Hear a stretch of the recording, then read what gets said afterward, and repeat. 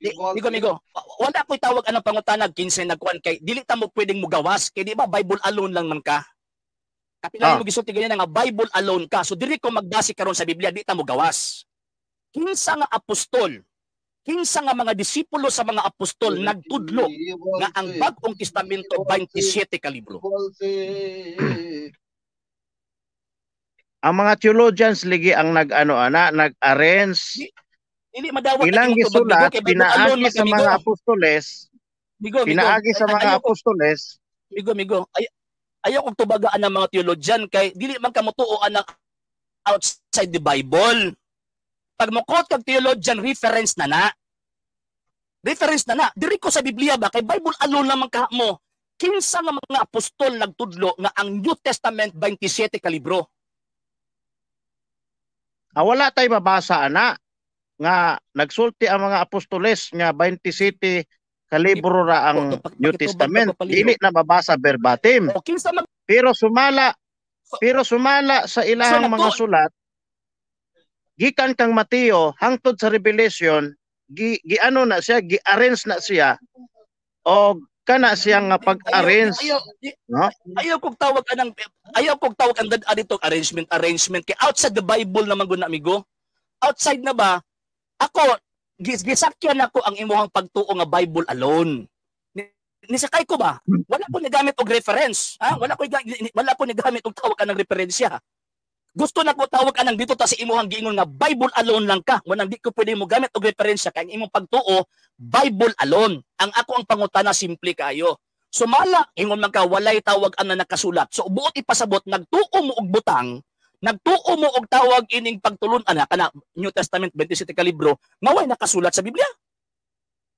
Bi sumala man ang among gibasihan Bible alone, sumala sa mga nagsulat nga mga 12 ka apostoles og apil na diha ang kang apostol Pablo nga sulat.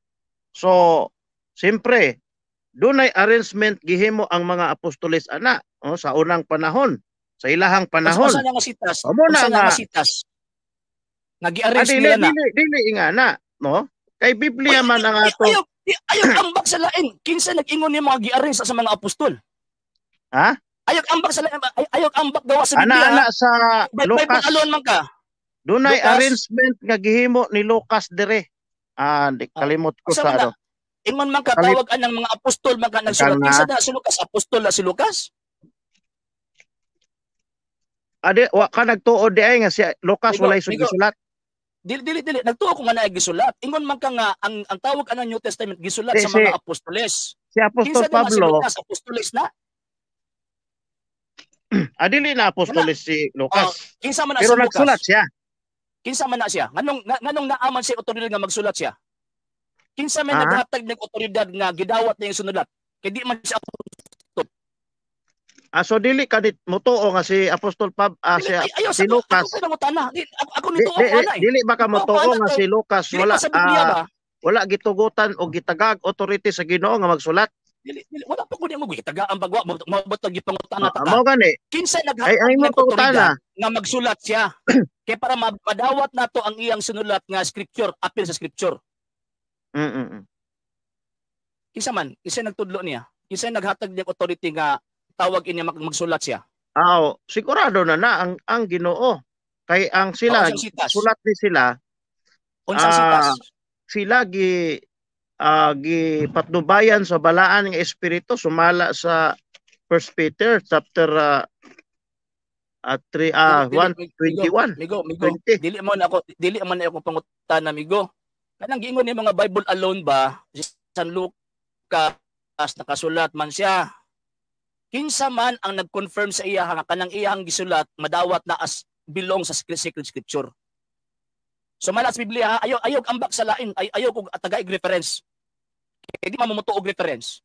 So diri ko sa tawag anang sa Biblia kinsay naghatag og otoridad kang San Lucas o kang San Marcos nga magsulat sila based sa nakasulat sa Biblia. Ang Ginoo pinaagi sa giya sa balaan nga espiritu. Klaro man na sa 1 Peter chapter 1, 20 to 20 So, kanang giingon bitaw sa Igala San Lucas ba? San Lucas chapter 1, San Lucas ba? San Lucas ba? Idea. San Lucas o San Marcos ba? Okay, ingon sa first John, kung unsa ilang nakita, kung unsa ilahang nadungog, no, di ba? Gisulat nila ug mao'y ilang gipamalita. So ibig sabihin, doon na sila gibasihan sa ilang pagsulat, no? Og sila gi-guidan sa balaan nga espiritu. O ngano mangutana man ka kinsay kinsay naghatag authority.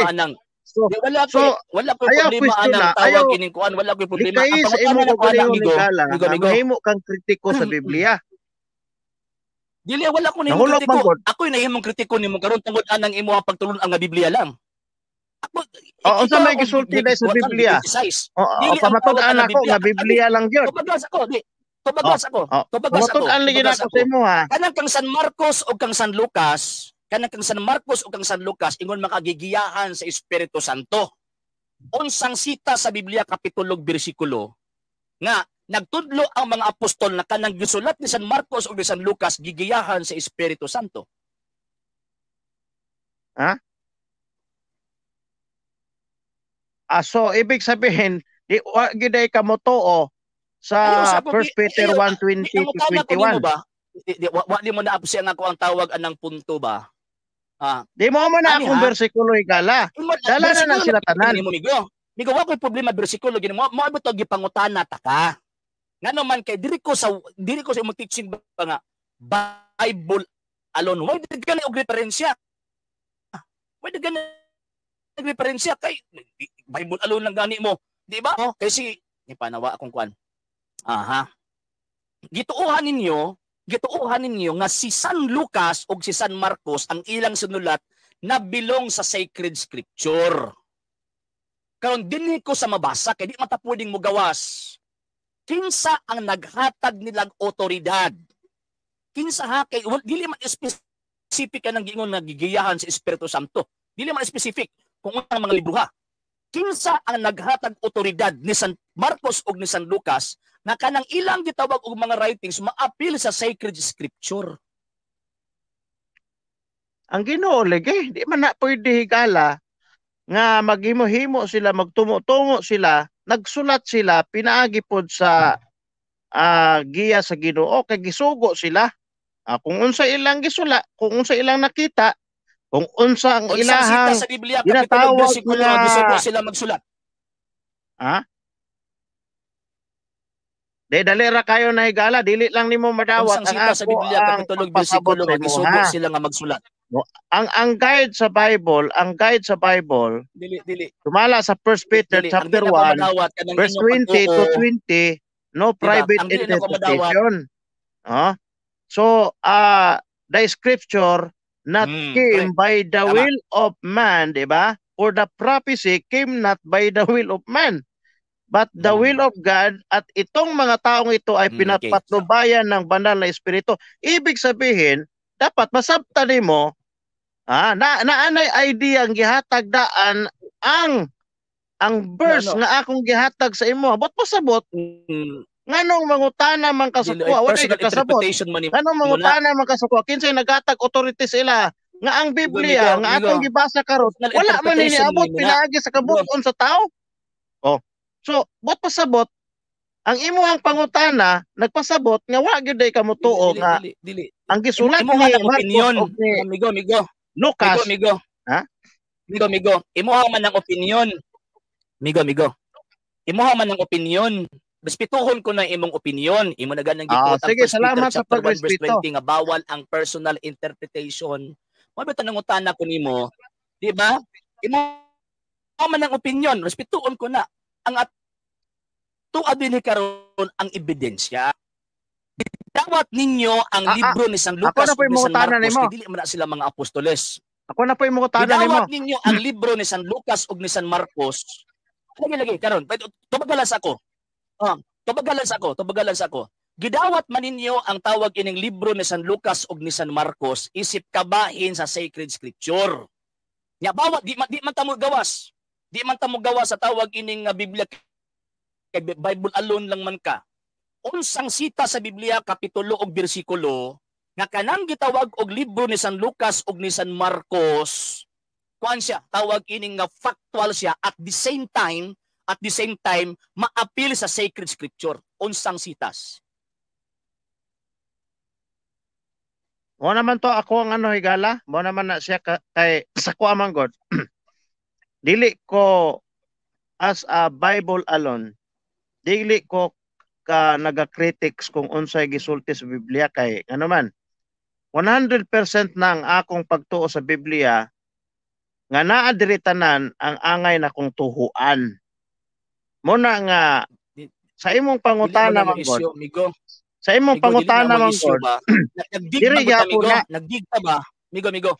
Nagdig man gud ta.